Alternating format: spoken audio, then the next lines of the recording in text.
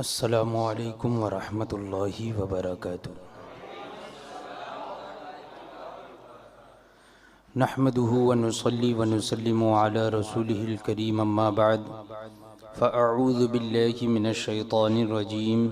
بسم اللہ الرحمن الرحیم قل باللہ وآیاتہ ورسولہ کنتم تستہزئون لا تعتذروا قد کفرتم بعد ایمانکم صدق اللہ مولانا العظیم وبلغنا رسولہ النبی الامین الکریم ونحن على ذلك لمن الشاہدین والشاکرین والحمد للہ رب العالمین۔ آئیے سب سے پہلے آقا نامدار مدنی تاجدار روحی فدا جناب احمد مجتبی محمد مصطفیٰ صلی اللہ تعالی علیہ وسلم کی بارگاہ بے کس پناہ میں ہدیہ درود نچھاور کریں۔ اللہم صلی علی سیدنا و مولانا محمد معدن الجود والکرم وآلہ الکرام وابنہ الکریم وبارک وسلم صلاة و سلاما علیک یا سیدی یا رسول اللہ صلی اللہ تعالی علیہ وسلم۔ درس تمہید ایمان جو کہ حضور سیدی اعلی حضرت امام اہل سنت سیدنا امام احمد رضا خان فاضل بریلوی قدس سرہ العزیز کی مشہور زمانہ کتاب، اور جس کتاب کے واسطے اور اس کے ذریعے سے اعلی حضرت نے ہم بھولے بالے سیدھے سادے سنی مسلمانوں کے عقیدے کی حفاظت فرمائی۔ بات چل رہی تھی کہ جو ہیلے بہانے کرنے والے ہیں ان لوگوں کا ایک اعتراض یہ ہوتا ہے کہ امام اعظم ابو حنیفہ رضی اللہ تعالی عنہ نے یہ فرمایا کہ ہم اہل قبلہ کی تکفیر نہیں کرتے، یعنی جو قبلے کی طرف منہ کر کے نماز پڑھے تو ہم اسے کافر نہیں کہتے ہیں، تو پھر تم کیوں کافر کہتے ہو ایسے لوگوں کو جو کہ نماز پڑھتے قبلے کی طرف منہ کرتے؟ تو اس قول کے کا ما حصل اور جو لوگ معترض ہیں اس قول کو لے کر، ان کا اعلی حضرت نے 3 طریقے سے رد بلیغ فرمایا۔ پھر اس کے آگے فرماتے ہیں رابعاً، یعنی چوتھی بات، اب چوتھے طریقے سے رد فرما رہے ہیں اس کا۔ فرماتے ہیں خود مسئلہ بدیہی ہے، یعنی یہ مسئلہ بالکل ظاہر ہے۔ کیا؟ یعنی یہ والا مسئلہ بالکل ظاہر ہے کہ کوئی اگر قبلے کی طرف منہ کر کے نماز پڑھے اور پھر کفر کرے تو ہم اسے کافر نہ کہیں، یہ غلط ہے، بلکہ ہم اسے کافر کہیں گے، یہ بالکل ظاہر ہے۔ فرماتے ہیں کیا جو شخص 5 وقت قبلے کی طرف نماز پڑھتا اور ایک وقت مہادیو کو سجدہ کر لیتا ہو، یعنی ہندوؤں کے دیوتا کو سجدہ کر لے ایک مرتبہ، 5 مرتبہ جو ہے وہ نماز بھی پڑھتا ہو اور ایک مرتبہ مہادیو کو سجدہ کر لیتا ہو، کسی عاقل کے نزدیک مسلمان ہو سکتا ہے؟ کیا ایسا شخص کسی عقل والے کے نزدیک مسلمان ہو سکتا ہے؟ حالانکہ اللہ کو جھوٹا کہنا معاذ اللہ یا محمد الرسول اللہ صلی اللہ تعالی علیہ وآلہ وسلم کی شان اقدس میں گستاخی کرنا ان کے مہادیو کے سجدے سے کہیں بدتر ہے۔ ان کے یعنی بتوں کے آگے اگر کوئی سجدہ کرے تو اس سے کہیں بدتر ہے اللہ کی شان میں گستاخی کرنا، اللہ کو جھوٹا قرار دینا، حضور اکرم صلی اللہ تعالی علیہ وسلم کی شان میں گستاخی کرنا۔ حالانکہ دونوں کفر ہیں، دونوں باتیں کفر ہیں، لیکن حضور کی شان میں گستاخی کرنا یہ بتوں کے آگے سجدہ کرنے سے زیادہ کہیں بدتر ہے، اگرچہ کفر ہونے میں برابر ہے۔ وَذَلِكَ أَنَّ الْكُفْرَ بَعْضُهُ أَخْبَثُ مِنْ بَعْضٍ، یہ اس وجہ سے، اس لیے کہ بعض کفر جو ہے وہ بعض سے زیادہ خبیث ہوتا ہے، یعنی بدتر ہوتا ہے۔ کفر یعنی دونوں کام کرنے والا تو کافر ہی ہوگا، لیکن بعض کفر سے زیادہ خبیث ہوتا ہے، زیادہ بدتر ہوتا ہے، برا ہوتا ہے۔ اب یہ کیسے کہہ دیا کہ بتوں کے آگے سجدہ کرنے سے بدتر ہے حضور کی شان میں گستاخی کرنا، یعنی یہ کفر؟ فرماتے ہیں وجہ یہ کہ بت کو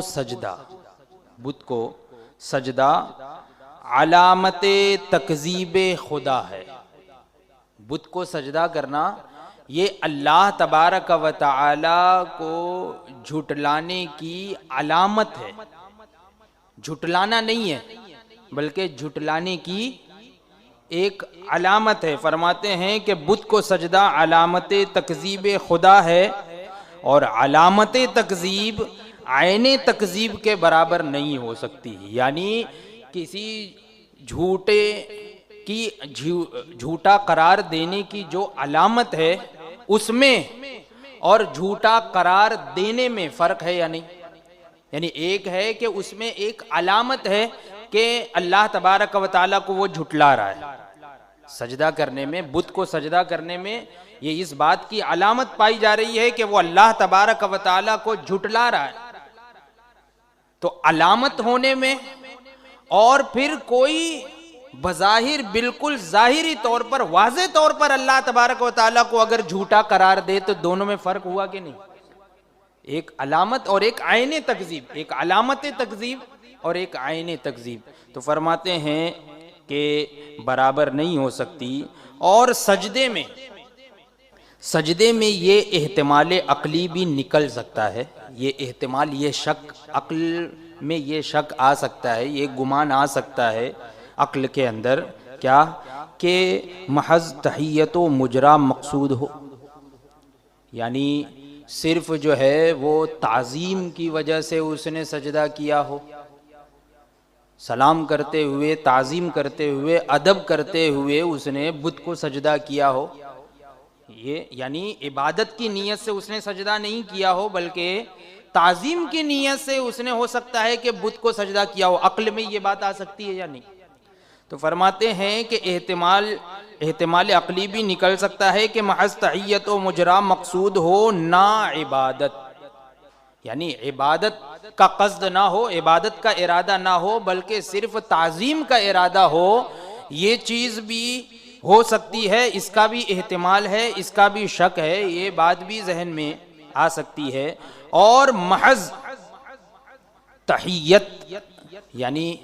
محض جو ہے وہ تعظیماً سجدہ کرنا، سجدہ تعظیمی کرنا فی نفس ہی کفر نہیں ہے،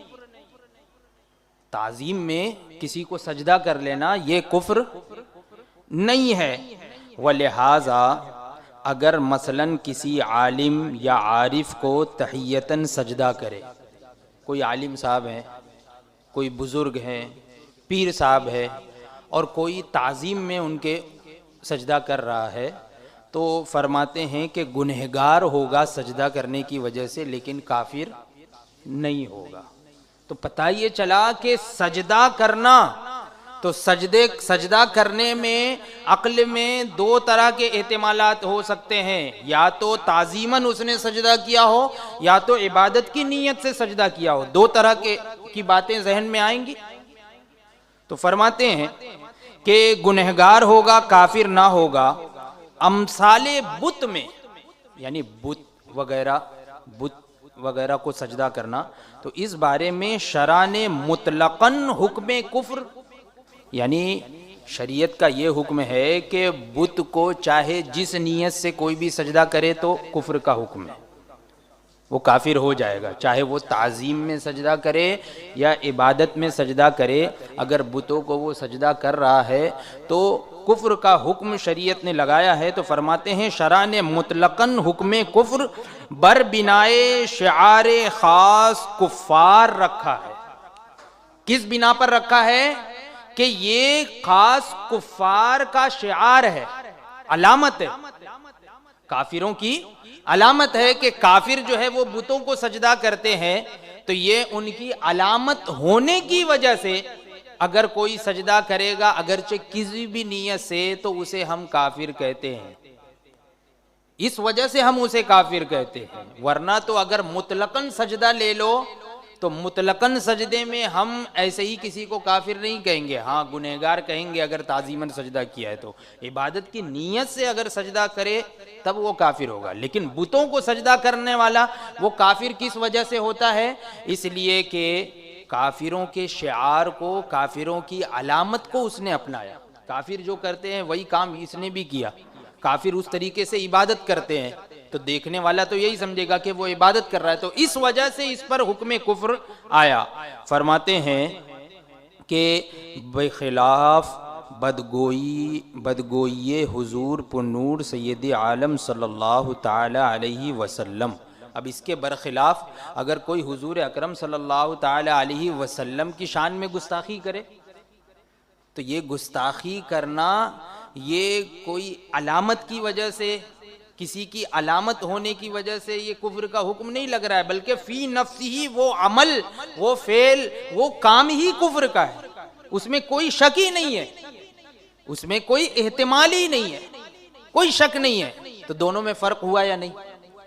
دونوں چیزوں میں فرق ہوا یا نہیں؟ تو فرماتے ہیں کہ بخلاف بدگوئی حضور پر نور سید عالم صلی اللہ تعالی علیہ وسلم کے فی نفسی ہی کفر ہے،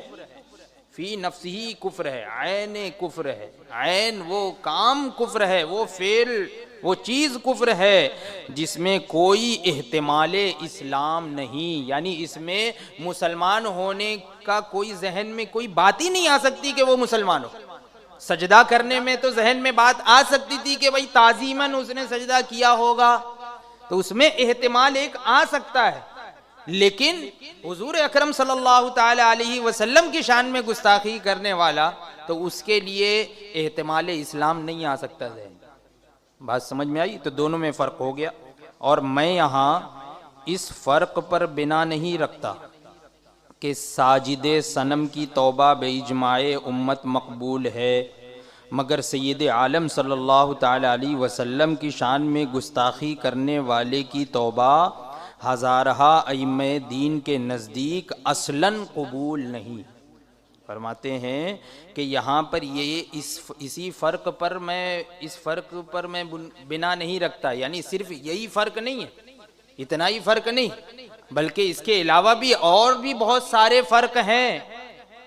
بت کو سجدہ کرنے اور حضور اکرم صلی اللہ تعالی علیہ وسلم کی شان میں گستاخی کرنے والوں کے درمیان یہ اور بھی فرق ہے۔ کیا؟ فرماتے ہیں کہ ساجد صنم کی توبہ بے اجماع امت مقبول ہے، یعنی اگر کوئی بت کو سجدہ کرنے والا ہو، کوئی مشرک ہو، بت کو سجدہ کرنے والا ہو، اور اگر وہ توبہ کر لے تو اس کی توبہ یہ اجماع امت سے ثابت ہے کہ اس کی توبہ مقبول ہے، قبول کر لی ہے، مقبول ہے۔ مگر سید عالم صلی اللہ تعالی علیہ وسلم کی شان میں گستاخی کرنے والے کی توبہ ہزارہا ائمہ دین، ہزاروں ائمہ اسلام، ائمہ دین کے نزدیک اصلاً یعنی بالکل قبول نہیں، گستاخ رسول کی توبہ بالکل قبول نہیں ہے۔ اور اسی کو ہمارے علماء حنفیہ سے امام بزازی، امام محقق علی الاطلاق ابن الحمام، علامہ مولا خسرو صاحب درر و غرر، وعلامہ زین ابن نجیم صاحب بحر الرائق واشباہ النظائر، وعلامہ عمر بن نجیم صاحب نہر الفائق، وعلامہ ابو عبداللہ محمد ابن عبداللہ غزلی صاحب تنویر الابصار، وعلامہ خیر الدین رملی صاحب فتاوی خیریہ، وعلامہ شیخی زادہ صاحب مجمع الانہر،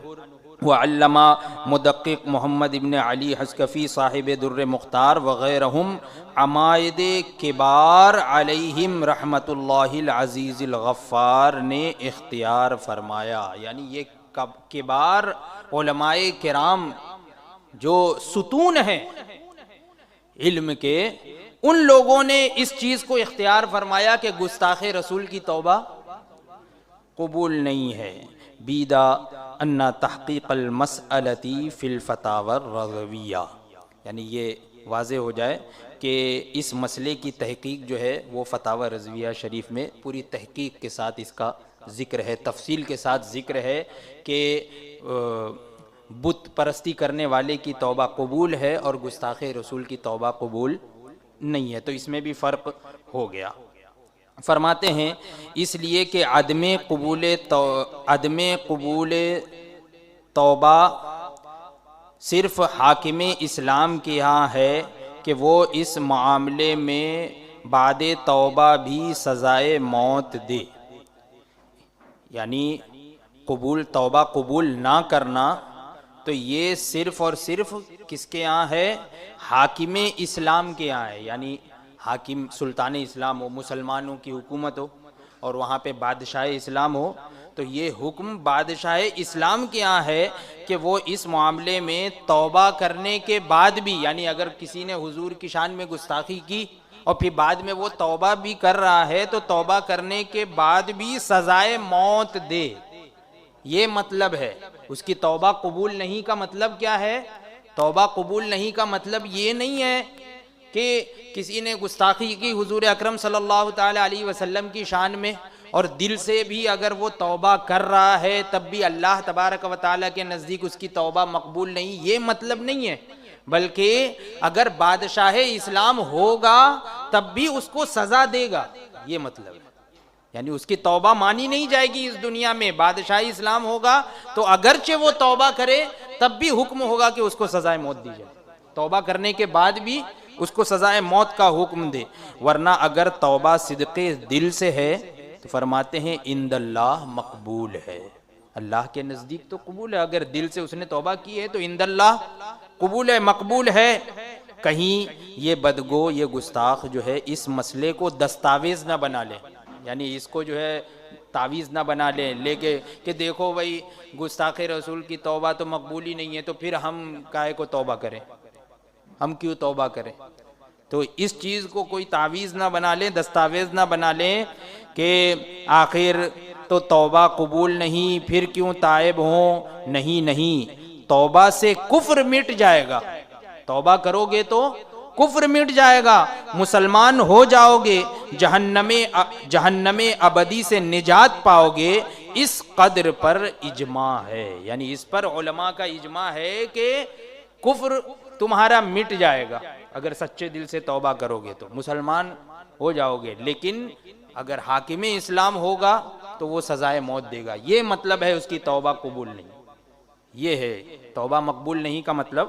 یہ ہے۔ کما فی رد المحتار وغیرہ واللہ تعالی اعلم۔ تو یہ 4 طریقوں سے حضور سیدی اعلی حضرت نے ان لوگوں کا رد فرمایا۔ اب آگے انشاءاللہ تبارک و تعالی آئندہ دینی نشست میں ایک جو فرقہ ہے اس کا یہ مکر ہے کہ فقہ میں یہ لکھا ہوا ہے کہ جس میں 99 باتیں کفر کی ہوں، ایک بات اسلام کی ہو تو اس کو کافر نہیں کہنا چاہیے، تو پھر تم کیوں کافر کہتے ہو، یہ اس طرح کا اعتراض کرتے ہیں۔ تو اس کا بھی رد بلیغ فرمایا، اس کا جواب دیا اعلی حضرت نے۔ انشاءاللہ آئندہ دینی نشست میں اس کا ذکر ہوگا۔ اللہ تبارک و تعالی ہم تمام لوگوں کے عقیدے اور ایمان کی حفاظت فرمائے۔ وآخر دعوانا الحمدللہ۔